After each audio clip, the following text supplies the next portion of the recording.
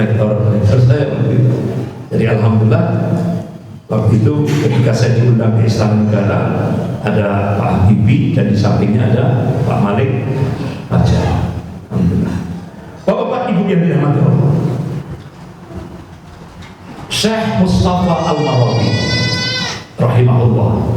Jadi Syekh Mustafa Al-Marawi rahimahullah ini seorang mufassir yang sering kita baca tafsirnya, tafsir Al-Marawi. Jadi beliau mencoba untuk mengkaji, meneliti ayat-ayat di dalam Al-Quran. Beliau temukan hampir 1 juz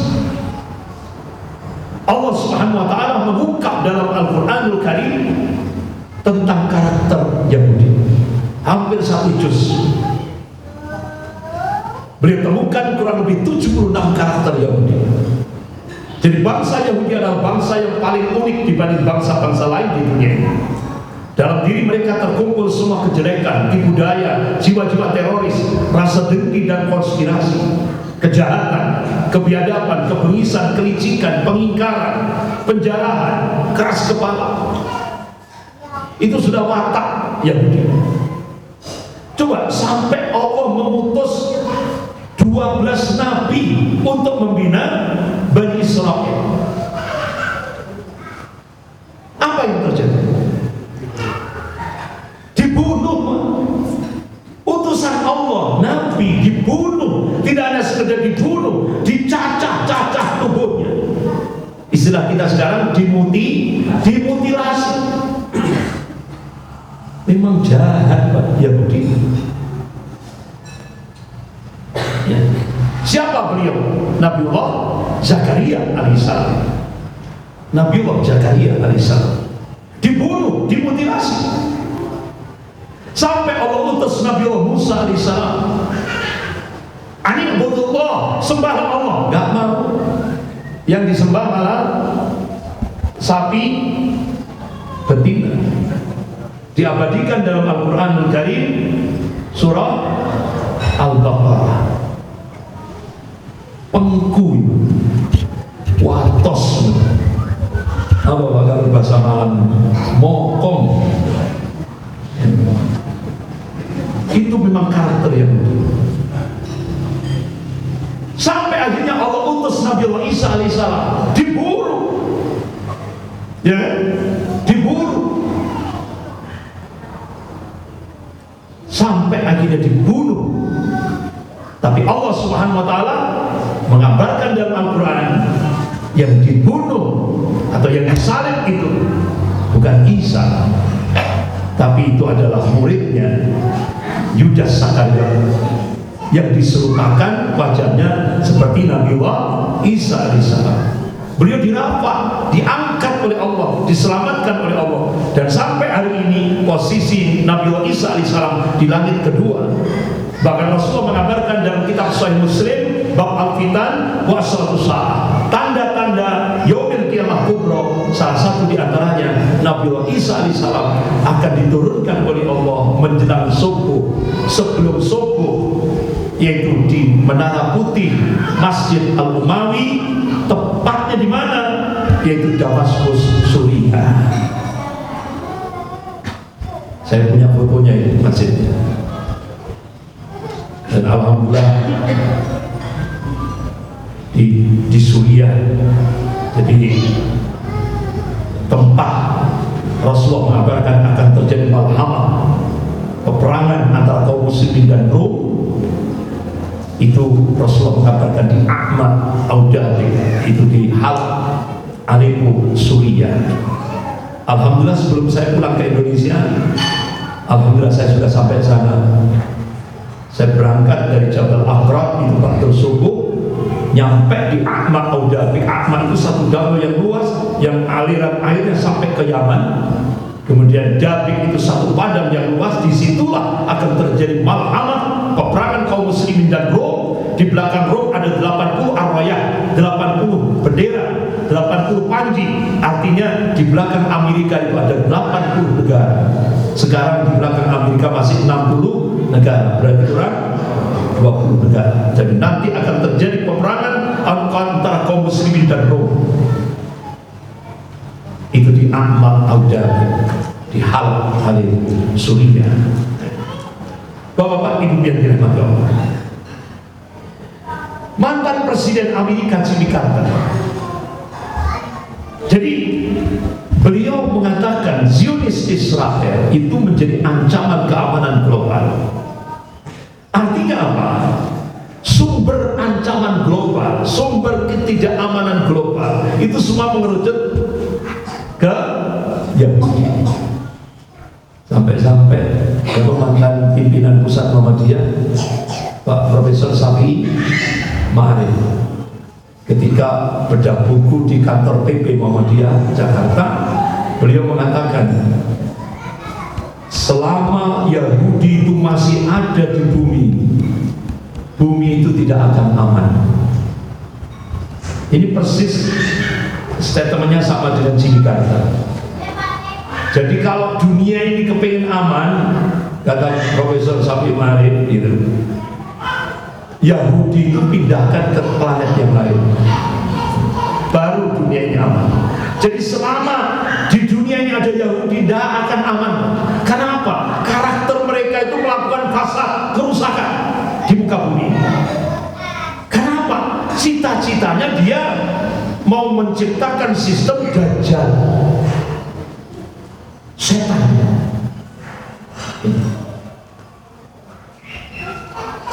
Jadi makanya jamaah Saitonia yang mau diciptakan, ya, jamaah Saitonia. Jadi setan juga kepingin punya jamaah, namanya jamaah Saitonia. Bapak-bapak, ibu yang dirahmati Allah, jadi Yahudi itu ingin menjadikan dunia ini di bawah kontrol dan otoritasnya. Itu seperti itulah ambisi Yahudi. Makanya bapak-bapak, ibu yang dirahmati Allah, tujuan organisasi Freemasonry Zionis Yahudi itu yang pertama menghapus agama. Makanya diciptakan agama baru. Siapa yang menciptakan? Dr. Abraham Kuyper, tokoh Yahudi yang cukup militan. Diciptakanlah agama baru, pluralisme, yaitu pluralisme agama, satu keyakinan yang menganggap semua agama sama. Sampai salamnya juga salam pluralisme agama. Assalamualaikum, selamat pagi, salam sejahtera, itu umat Islam ikut, benar nggak? Pejabat-pejabat ikut. Alhamdulillah, satu-satunya majelis ulama seluruh Indonesia yang berani mengeluarkan fatwa melarang ucapan salam pluralisme agama adalah majelis ulama Jawa Timur. Kenapa? Kalau tokoh pejabat mengucapkan salam pluralisme agama, itu sama saja mengundang murkanya Allah Subhanahu wa ta'ala. Karena kita punya konsep lakum dinukum. Alhamdulillah, kita masih punya majelis ulama yang masih konsisten istiqomah. Yang kedua, tujuan Freemasonry Zionis Yahudi, dia ingin menghapus sistem keluarga. Akhirnya diciptakanlah gerakan feminisme, kesetaraan gender. Apa? Kesetaraan gender. Jadi kalau bahasa mudahnya, itu bahasa mudahnya. Jadi Yahudi itu ingin menciptakan pemimpin keluarga itu dua. Suaminya jadi pemimpin, istrinya juga jadi pemimpin. Mudahnya itu apa? Bahasa mudahnya itu apa? Jadi kalau suaminya pulang dari kerja, gitu ya, nyampe rumah, Bu, bikinkan kopi. Apa jawabannya? Gawe yo dhewe. Kenapa? Itu tadi Yahudi ingin menciptakan dua kepemimpinan. Nah, kalau sudah di sebuah keluarga Muslim muncul dua pemimpin, jalan tidak kira-kira? Hancur keluarga itu. Karena ar-rijalu qawwamuna 'alan nisa. Laki-laki itu pemimpin bagi kaum wanita. Nah, sementara Yahudi ingin menghancurkan konsep Islam ini. Bahkan akhirnya Bapak Ibu yang dirahmati Allah, puncaknya Yahudi merusak keluarga-keluarga Muslim, yaitu lewat LGBT, lesbi, gay, bisex, dan transgender. Ini sampai akhirnya Yahudi mengeluarkan hartanya untuk mensahkan undang-undang LGBT di Indonesia ini. Tahap pertama 500 juta US dollar, tahap kedua 180 juta US dollar, sehingga akhirnya Ketua MPR Pak Zulkifli Hasan langsung menyampaikan di depan tokoh-tokoh ulama, 5 fraksi telah mensahkan undang-undang LGBT di Indonesia gara-gara min amplopi bin fulus 500 juta, apalagi kas negara lagi kosong. Padahal undang-undang LGBT ini bertentangan dengan konstitusi negara, bertentangan dengan dasar negara, bertentangan dengan Undang-Undang Dasar 45, bertentangan dengan norma-norma agama, bertentangan dengan norma-norma ketimuran. Tapi karena fulus dikorbankan. Inilah miris kita, sehingga akhirnya sampai Menteri Agama kita waktu itu Pak Lukman Saifuddin langsung coba dirangkul saja ya, komunitas LGBT harus dirangkul, sampai ada pemberian obat hidup, Menteri Agama hadir, ya kan? Nah, sampai akhirnya dibuat meme, yaitu Menteri Agamanya LJ. Akhirnya apa yang terjadi? Allah tunjukkan kekuasaannya. Indonesia ranking pertama, juara 1 yang mengamalkan LGBT dunia, seluruh dunia. Indonesia ranking pertama. Alhamdulillah kok bukan pemuda Muslim. Saya bayangkan kalau itu yang melakukan pemuda Muslim, Pak Bu, mungkin Bu, berbulan-bulan semua media informasi saat dunia ini, saat Indonesia ini penuh sesak untuk membuli umat Islam, melecehkan umat Islam.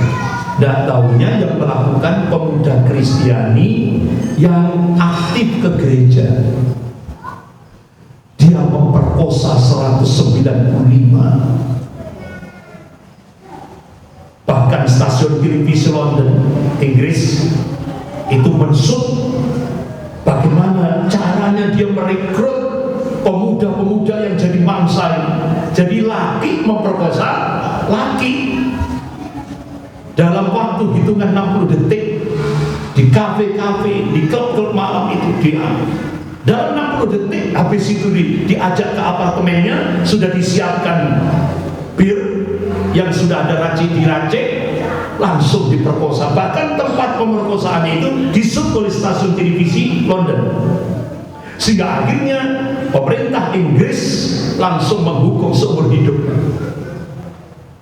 Jadi ini Allah tunjukkan, ini loh Indonesia yang mayoritas Muslim, kalau elitnya ya kan mengikuti Yahudi, ya kan, ini loh hasilnya seperti ini. Malu kita. Bahkan Freemason religius Yahudi ingin menghancurkan sistem politik dunia ini. Bahkan Bapak Ibu yang dirahmati Allah, organisasi Freemason religius Yahudi ini puncaknya dia ingin menjadikan Yerusalem, di situ ada Masjid Al-Aqsa, ya kan, itu sebagai ibu kota abadi Israel Raya, dan akan menghancurkan kiblat pertama kali kaum muslimin, yaitu Masjidil Aqsa. Itu puncaknya cita-cita Zionisme Yahudi internasional. Bapak-bapak, ibu-ibu yang dirahmati Allah, jadi jumlahnya orang Yahudi ini Pak cuma 1% dari dunia, tapi dia menguasai seluruh dunia.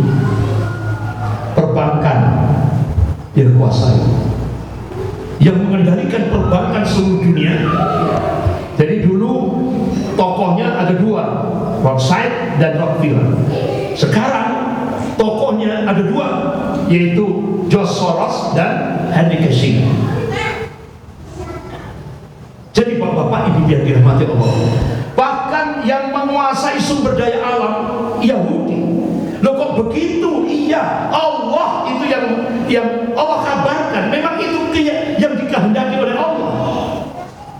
Bapak Ibu bisa lihat dalam surah Al-Isra ayat 1-7. Disitulah Allah mengungkap bagaimana Yahudi dan bagaimana nanti puncaknya Allah hancurkan sehancur-hancurnya. Tunggu tanggal mainnya. Sebagaimana Allah ingatkan dalam surah Al-Isra ayat 7. A'udzubillahi minasyaitonir rajim. Fa idza ja'a'ul akhir. Apabila datang hukuman Allah yang terakhir bagi bangsa Yahudi, kalangan mufassir, ahli tafsir menafsirkan saat itulah Allah munculkan at-Taifah al-Mansurah, kelompok yang akan ditolong oleh Allah, kelompok yang akan dimenangkan oleh Allah, kelompok yang akan disiapkan oleh Allah untuk menghancurkan bangsa Yahudi sehancur-hancurnya. Liyasu'u wujuhahum, sehingga membuat murah wajah-wajah Yahudi. Jadi mereka ketakutan, shock. Waliyadkhulul masjid, kata Allah. At-Taifah al-Mansurah itu akan memasuki masjid. Artinya apa? Masjidil Aqsa itu akan kembali dikuasai oleh kaum muslimin. Kama dakhaluhu awwal marrah. Dan mereka, kata Allah, memasukinya kala yang pertama seperti kali yang pertama. Wa yutabbiru ma'al tadbir. Dan At-Taifah al-Mansurah ini, mereka ini akan membinasakan semua yang dikuasainya dengan keras. Itulah yang disebut dengan Yaumil Ghadab, hari kemurkaan Allah pada bangsa Yahudi. Sampai Rasulullah menegaskan, qala Rasulullah sallallahu alaihi wasallam, la taqumus sa'ah hatta tuqatil muslimun dan Yahud. Tidak akan terjadi kiamat hingga umat Islam memerangi Yahudi. Sekarang Yahudi memerangi umat Islam, tapi nanti ada masanya. Umat Islam akan memerangi Yahudi. Sampai kata Rasulullah, di mana batu di belakangnya ada orang Yahudi, biidznillah, atas izin Allah, batu itu nanti bisa berbicara dan memanggil, ya Muslim, ya Abdullah. Di belakangmu ada orang Yahudi, fakturhu bunuhlah.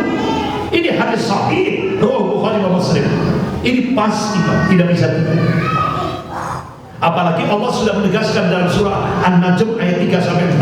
A'udzubillahi minasyaitonir rajim. Wa may yantiqu 'anil hawa in huwa illa wahyun yuha. Apa yang disampaikan oleh Rasulnya itu bukan ahwa, bukan hawa nafsu. Apa yang disampaikan oleh Rasulullah SAW itu wahyu yang diwahyukan oleh Allah kepada Rasulnya. Pasti terjadi, tidak bisa tidak. Makanya kata Rasulullah, kecuali pohon gharqad. Makanya, Pak, karena itu tempat berlindungnya orang Yahudi. Jadi, Pak, orang-orang Yahudi percaya hadis ini. Makanya sekarang orang-orang Yahudi di Israel sibuk nanam pohon ketakutan. Jadi Yahudi saja percaya. Kalau ada umat Islam tidak percaya, itu kebangetan saja. Ini pasti terjadi, tidak bisa tidak. Bahkan bapak-bapak, ibu yang dirahmati Allah, sumber daya alam semua dikuasai Yahudi, dan itu yang dikehendaki oleh Allah. Allah kabarkan dalam surah Al-Isra sampai ayat 1-7. Allah kabarkan semua dikuasai Yahudi. Coba, gold, emas, semua dikuasai Yahudi. Sampai di Indonesia, Freeport, siapa yang menguasai? Yahudi Amerika. Bahkan tambang emas terbesar, malah yang lebih besar dari Freeport. Mana? Yang lebih besar dari Freeport. Ada tambang emas yang lebih besar dari Freeport. Ada. Tidak pernah diekspos. Halma dan sudah dikuasai Cina. Makanya, Pak, ideologi Freemasonry Yahudi itu sayap kanannya, tangan kanannya itu kapitalisme Amerika, tangan kirinya itu komunis Cina. Jadi dua-duanya ini proksi. Kenapa saya bisa ngomong seperti itu? Dr. Mahathir Mohamad di Malaysia ketika ada Islamic Conference di Malaysia, beliau pidato, the Jews rule this world by proxy. Jadi Yahudi itu untuk menguasai dunia melalui proxy, boneka. Jadi kalau boneka pertama Yahudi ya kan? Yang pertama itu Prancis. Semua negara-negara imperialis penjajah itu jadi bonekanya Yahudi. Pada saat perang salib episode yang pertama sepanjang 200 tahun bonekanya Yahudi Prancis. Pada saat perang salib episode yang kedua 600 tahun bonekanya Yahudi Inggris. Indonesia kena jatah 350 tahun oleh Belanda dan Portugal. Pada saat perang salib episode yang ketiga bonekanya Yahudi Uni Soviet dan Amerika.